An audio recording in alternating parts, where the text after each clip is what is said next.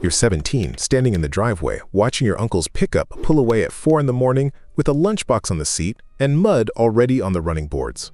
He's been driving that same route, 2 hours out to the Permian, 2 hours back, for 6 years.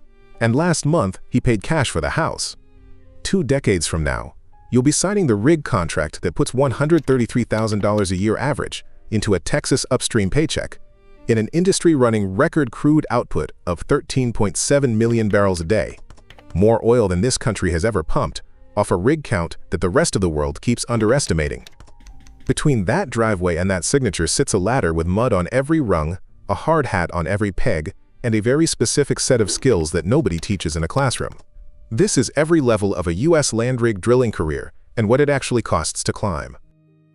If you like breakdowns of how careers actually progress, like and subscribe so you don't miss the next one. Level 1. The driveway education. You're 15, and the only thing you know about oil field work is that the men who do it come home tired in a specific way. Not beaten, just emptied out and quiet. The way a diesel engine sounds after it's been running all day and you finally cut the key. Your uncle lets you hand him tools on a Saturday. A pipe wrench, a ratchet strap, a grease gun. You don't know what half of it does. You hand it anyway. The grease gun leaks on your jeans and he doesn't say anything, which you understand later is its own kind of instruction. You start paying attention to the trucks. Which ones are clean and which ones aren't? Which ones carry PVC pipe versus which ones carry steel? Which ones have the company logo stenciled on the door? You're not on payroll. You're not even close, but you're already learning the first thing the rig will test you on. Whether you can show up, stay out of the way, and hand the right tool without being asked twice. You spend 2 summers doing exactly that. Handing tools, cleaning up, listening. At the end of the second summer, your uncle says 4 words. You're not dumb, kid. That's the win. That's the whole win. You stop waiting for something bigger. You stop counting the weekends.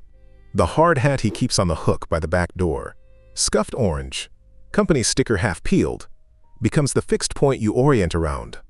One day you think, that hat is going to have your name on the inside. Level 2. The Roustabout. You're 18, and the drug screen at the walk-in clinic costs you about $90 out of pocket, which is roughly what you made last weekend helping a neighbor move furniture.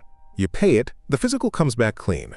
You get the call on a Tuesday, and by Thursday you're in the yard at 5 in the morning, standing with 11 other people who also didn't sleep, trying to figure out which hard hat to grab from the rack. Yours is the one that doesn't fit right. You spend the first 2 hours adjusting the suspension. A roustabout on a Texas land rig earns around $16 an hour to start, which works out to about $500 for a week of daylight shifts, before taxes, before the drive, before the steel-toed boots you had to buy yourself. The boots cost more than the drug screen. You are the bottom of the crew. Your job is to keep the rig location clean, move equipment, stack pipe, paint, sweep, haul, and do every task the drillers and derrickhands don't have time to do themselves. You chip rust off a pipe joint with a hammer. You move a pallet of drilling fluid sacks. Each one weighs 94 pounds, from the storage rack to the mud pit area. The foreman points. You go. You do not ask why. The first week you ask why once. The foreman gives you a look that isn't angry, just tired, and says, because the mud engineer needs it there by 7. You don't ask again, not because you're afraid, but because you understand now that the question was the wrong unit of analysis. The right unit is, where does it need to be, and by when? You're learning to read a rig location the way a warehouse worker learns a floor plan, not from a map, but from walking it wrong enough times that the right path becomes automatic. By the end of the 3rd week, the foreman learns your name. He uses it. That's the whole contract at this level. You show up, you move what needs moving, you don't create new problems, and eventually someone calls you by name instead of, hey. The about $90 drug screen bought you that. The Permian Basin right now runs roughly 433 active oil rigs on any given week. Every single one of them needs roustabouts. You are not replaceable in the abstract. You are absolutely replaceable in the specific. That is the tension you live in for the next 18 months. Ready for level 3? Level 3. The Floorhand. You're 20, and the title changed from roustabout to floorhand. Roughneck, in the common tongue, is 3 words on a form and a different place to stand on the drill floor. The drill floor is where the actual drilling happens. The rotary table, the Kelly, the iron roughneck, the tongs, the slips, the elevators. You are now part of the crew that connects, disconnects, and handles drill pipe as it goes into and comes out of the hole. A stand of drill pipe is roughly 90 feet long and weighs over 1,000 pounds. You do not carry it. You guide it. You stab it. You make up the connection with the iron roughneck. Set the slips, pull the slips, signal the driller. You do this in sequence, in coordination with 2 or 3 other people, dozens of times a shift. The sequence goes like this. Driller stops the pipe. You and the Derrickhand set the slips to hold the string. You break the connection with the tongs. The Derrickhand racks the stand in the fingerboard up top. You're already moving to the next joint. 1 beat off, and a stand of pipe can swing 1,000 pounds with momentum. The first time you're a beat off, the stand kicks left, and the lead tong catches you across the forearm. Not a break. A bruise the size of a license plate. The company medic tapes it, and you finish the shift. You don't tell your mother for 2 weeks. That is the make-or-break beat of this level. You either recalibrate your timing, or you become a cautionary story the crew tells new roustabouts. You recalibrate. By week 6, your hands know the sequence before your head does. You stop flinching at the tongs. You start watching the other floorhands for the small errors that used to be your small errors. The half-second hesitation before the slips, the grip that's too high on the tong handle. You're not teaching anyone yet. You're just seeing more than you used to. The IADC WellSharp Well Control training enters your life here, a certification that spans everyone from floorhands to supervisors, covering what happens when the well starts talking back. Gas kicks, pressure spikes, the sequence of responses that keeps a well control event from becoming a blowout.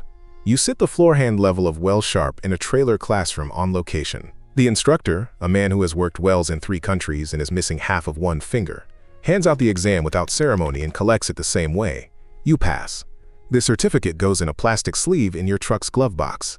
That certificate and the timing you recalibrated on the drill floor are the 2 things that separate a floorhand from someone who used to be a floorhand. The CDC and NIOSH surveillance data counted 470 worker deaths in oil and gas extraction between 2014 and 2019. And the leading causes weren't blowouts. They were transportation incidents and contact with equipment. The things that happen fast, on the floor, when the sequence breaks.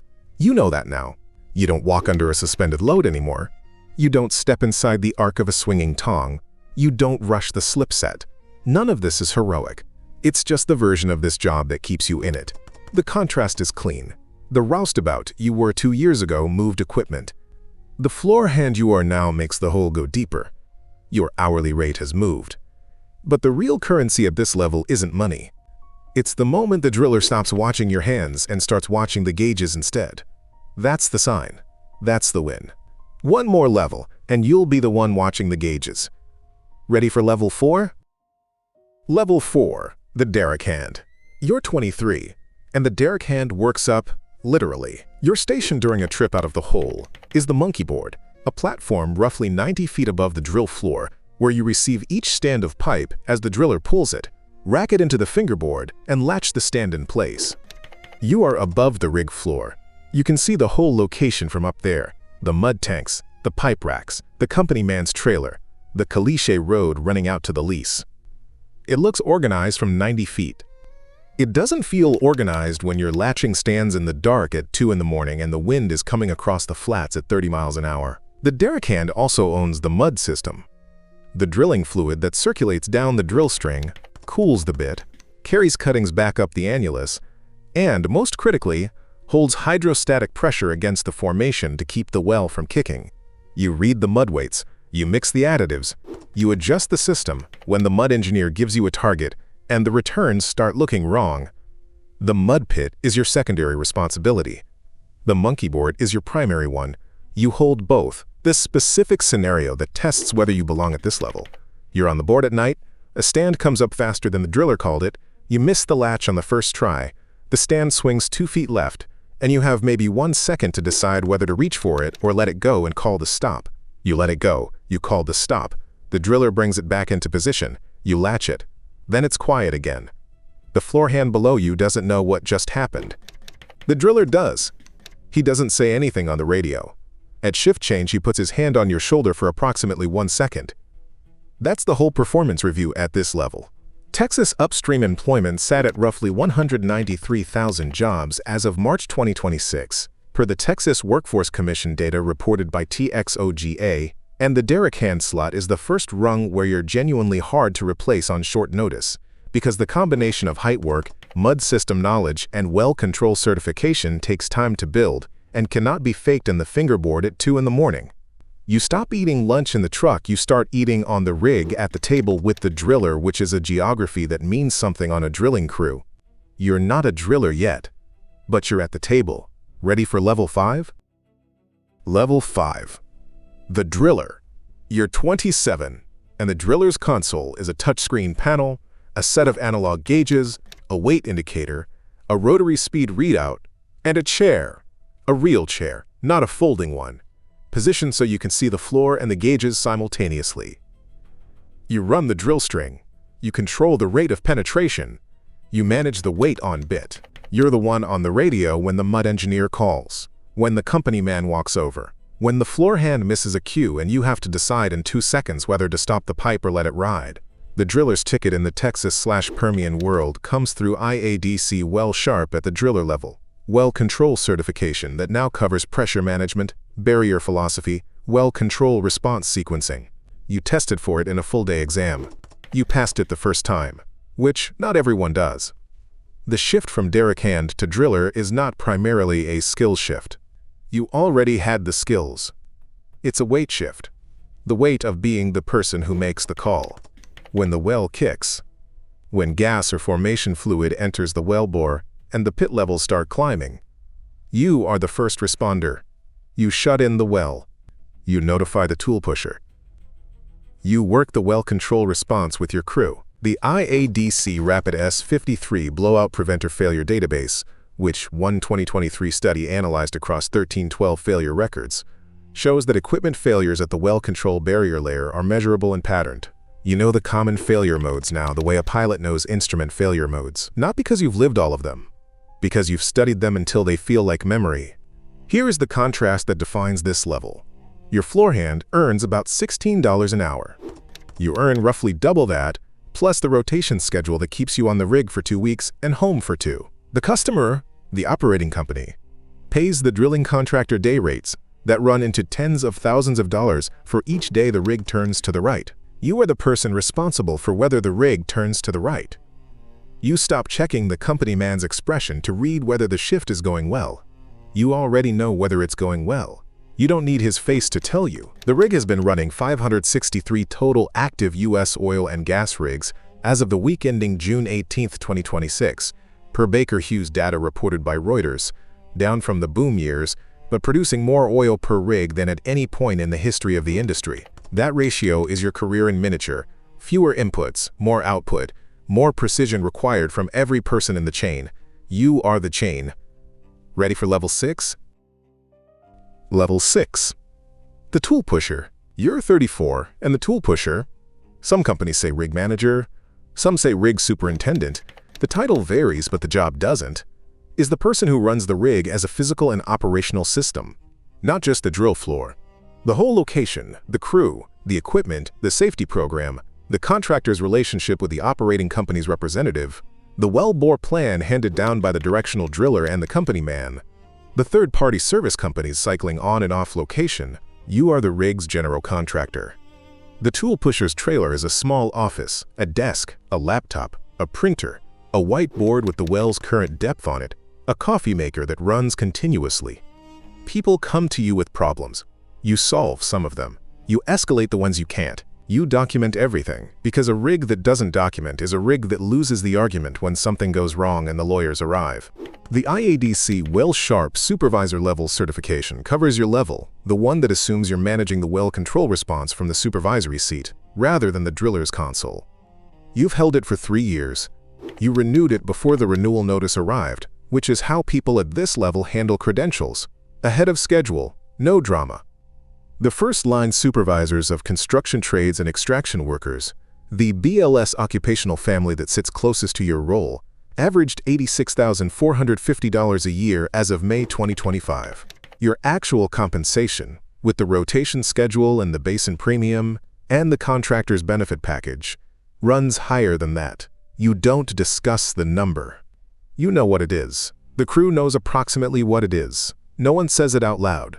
The thing that defines the tool pusher level is not compensation, it's continuity. Drillers rotate. Derrickhands rotate. The tool pusher is the fixed point.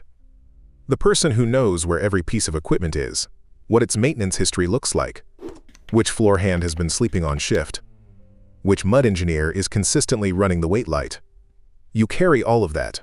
The SLB vice president who told Reuters in 2024 that self-drilling wells would beat self-driving cars to market was describing your level as much as the drillers.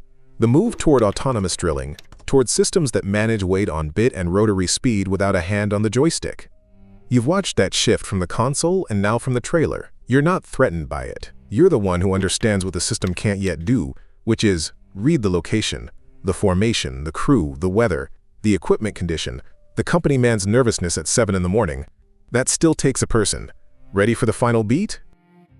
Level 7. The rig manager/drilling superintendent.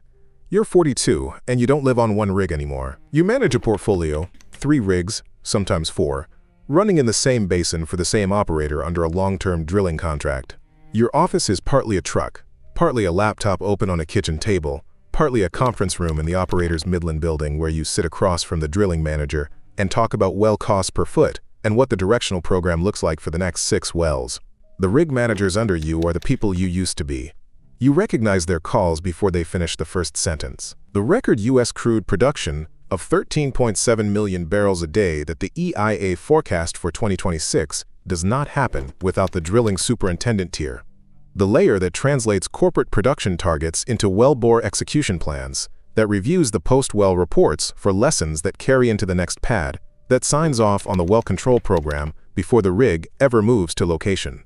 The technology automation trend that your tool pushers are watching on their consoles, the autonomous systems, the data-dense monitoring packages that track 28 drilling variables in real time, those are decisions that now run through your desk. You choose which systems go on which rigs. You decide when to override the automation and when to trust it. You are not running pipe anymore. But you know exactly what it sounds like when the pipe is running right, and you know the 3 sounds that mean it isn't. That knowledge does not come from a course. It came from the drill floor at level 3, when the tong caught your forearm and you recalibrated your timing. It came from the monkeyboard at level 4, when you let the stand go and called the stop. It came from the driller's chair at level 5, when you shut in your first kick without losing a beat. Every level below this one is load-bearing. Then the final beat arrives. And it looks like this. You're 50. The basin has had 3 boom cycles and 2 busts since you drove out to your first location at 18. You were there for all of them. The about $90 drug screen that got you through the gate for the first time was the cheapest thing you ever bought in this industry and the most consequential. The rigs running today are drilling wells that would have seemed technically impossible when you were a floor hand. Longer laterals, denser completions, tighter formation targets. And they're doing it with fewer people per well than at any point in the history of U.S. land drilling. You are one of the reasons that's possible. Not because you automated anything, because you trained the people who run the systems that do. The Texas upstream industry you entered as a roustabout now employs roughly 193,000 people in direct extraction roles in a broader Texas oil and gas economy that averages $133,000 in annual wages. That number used to feel abstract. Now it's a line item in 3 different contracts with your name on the signature block. There's a cost to the climb. One knee that complains in cold weather. You accepted that. You'd accept it again. The hard hat from your first day, the orange one that didn't fit right, the one you kept adjusting the suspension on for 3 weeks until it sat level, is in a shadow box on the wall of the office you walk into every morning. Below it, on a brass plate, your name and your start date. Same hat. Different weight. The door you couldn't walk through on day 1 is the door you unlock now. The keys are on the hook by the desk, and they're yours.